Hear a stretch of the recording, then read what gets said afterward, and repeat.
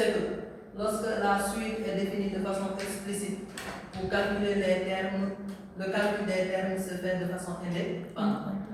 Par contre, si la suite est définie par récurrence, le calcul des termes se fait de façon dépendante. Cela veut dire qu'on ne peut pas calculer U3 sans U2, on ne peut pas calculer U4 sans U3, on ne peut pas calculer U10 sans U9. Ça va? Donc, on a parlé du type, on a parlé de la forme. Maintenant, qu'est-ce qui va rester? Ce sont les caractéristiques. Je vous ai dit comment montrer qu'une suite est arithmétique, comment montrer qu'une suite est géométrique. Maintenant, l'autre élément qui fait appel à la leçon, c'est ce qu'on appelle l'expression de la suite en fonction de n. L'expression de la suite en fonction de n, si la suite est arithmétique, un en fonction de n, ça sera égal à un égale up plus n moins p multiplié par la raison. Avec un qui est égal à la suite, up il n'est rien d'autre que le premier terme, n indice du dernier terme, p indice du premier terme et r qui est égal à la raison. Donc si à chaque fois qu'on veut déterminer une suite en fonction de n et que cette suite-là est arithmétique, c'est cette formule que vous devez écrire. Maintenant, dans le cours, qu'est-ce qu'on va vous dire? On va vous dire que un égale u0 plus nr. Pourquoi? Parce que p est égal à 0. un égale à u1 plus n moins 1 multiplié par r. Pourquoi? Parce que le premier terme, c'est 1. Mais qu'est-ce qu'il faut retenir dans tout ça? Lorsque vous avez cette formule-là, elle permet de calculer n'importe quelle suite lorsqu'il s'agit d'une suite arithmétique. Par exemple, je vais calculer U100. Je viens là, je remplace n par 100. P par l'indice du premier terme. Raison par sa valeur. Et je fais le calcul. Par exemple, la suite est arithmétique de raison 2. De premier terme U0. On me demande U100. Je vais faire U100 égale U0 plus 100 moins 0 multiplié raison 5. Je multiplie par 5 et je fais le calcul. Je donne le résultat. À chaque fois qu'on te demande la relation ou bien la fonction un en fonction de n, dis-toi que en bas on va écrire en début U50 ou bien U1000 ou bien U200000.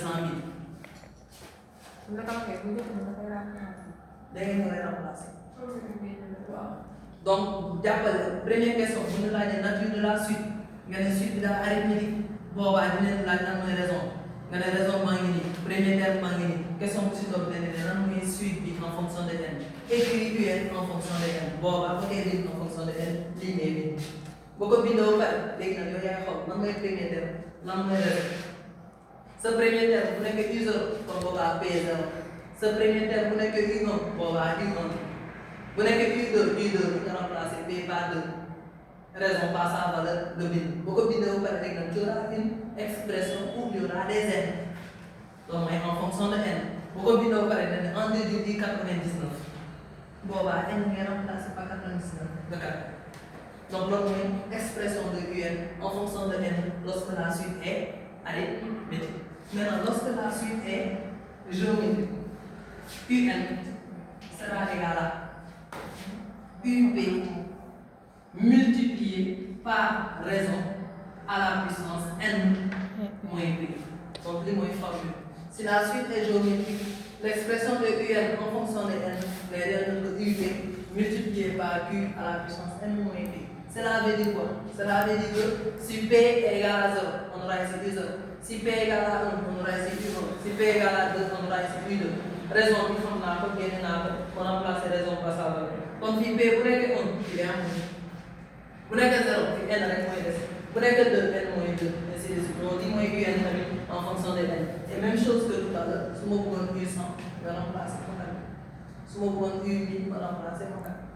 Donc, il y a une expression de un en fonction de n. Il y a une expression de un en fonction de n lorsque la suite est arithmétique et là lorsque la suite est géométrique. Maintenant, l'autre élément essentiel, ce n'est rien d'autre que la somme. Maintenant, somme tamit ñaari forme. Si la suite est arithmétique, si la suite est géométrique. Si la suite est arithmétique, pour déterminer la somme le plus souvent on la note Sn. La somme on la note Sn. Sn sera égal à quoi? Nombre de termes. Nombre de termes. Nombre de termes moyen. On met nombre de termes. Nombre de termes. Facteur de premier terme plus dernier terme divisé par 2. Donc, nous avons une formule. Alors, comment déterminer le nombre de termes? Le nombre de termes n'est rien d'autre que l'indice du dernier terme. Indice du dernier terme, c'est quoi? N. Moins indice du premier terme, non, P, plus 1. Facteur de UP plus UN divisé par 2. Donc, ça, c'est lorsque la suite est arithmétique. Maintenant, lorsque la suite est géométrique, Sn, c'est égal à UP, premier terme, facteur de 1 moins raison à la puissance nombre de termes, N moins P plus 1 sur 1 moins raison. Donc, voici la formule de la somme lorsque la suite est géométrique. La formule de la somme lorsque la suite est arithmétique. Comment montrer que la suite est arithmétique? Monétique. Comment montrer que la suite est géométrique? Monétique. Et enfin maintenant, la suite UN en fonction de N. Vous allez appeler 6 formules. On va appeler 6 formules. 6 formules, oui, on a plus de la suite. Oui, vous venez de ñaar. Beneen bi mooy UN en fonction de N. Mooy 2. Boo ko boolee 2, 2, ça fait 4. Beneen noonu si doon somme. Boo ko boolee 2, 2, ça fait 6. Maintenant, quant à la forme de la suite, elle n'est pas importante. Oui. Maintenant, le 2 là, il peut être là. Il peut être là. C'est pas important. Ce qui est important, moi, pour déterminer la somme d'une suite arithmétique, on fait tout le temps le nombre de termes multiplié par premier terme plus dernier terme sur 2, ou bien il y a le premier terme plus dernier terme sur 2, le tout multiplié par nombre de termes. Vous l'avez le nombre de termes sur 2, facteur de premier terme plus dernier terme. Vous dites là. Par exemple,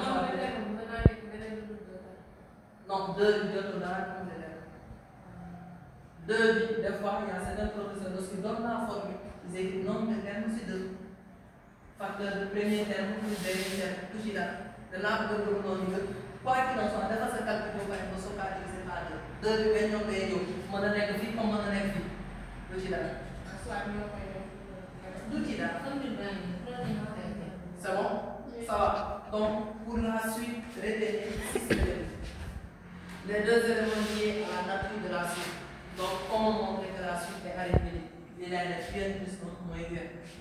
J'ai quelque chose, la suite est arithmétique. On me réel, on me nombre, la suite n'est pas arithmétique.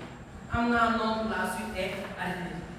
Montrer que la suite est géométrique, je fais UN plus 1 sur UN, ou bien je fais UN plus 1 est égal à QUN. Si je trouve un réel, la suite est géométrique. Si je ne trouve pas de réel, la suite n'est pas géométrique. Donc, par rapport à la nature. Par rapport à la forme, soit elle est explicite, soit elle est définie par récurrence. Explicite, ça signifie que les termes sont indépendants. Récurrence, ça signifie que les termes sont dépendants. Donc, UN en fonction de N. Pour la suite arithmétique, on fait UP plus N moins P multiplié par raison.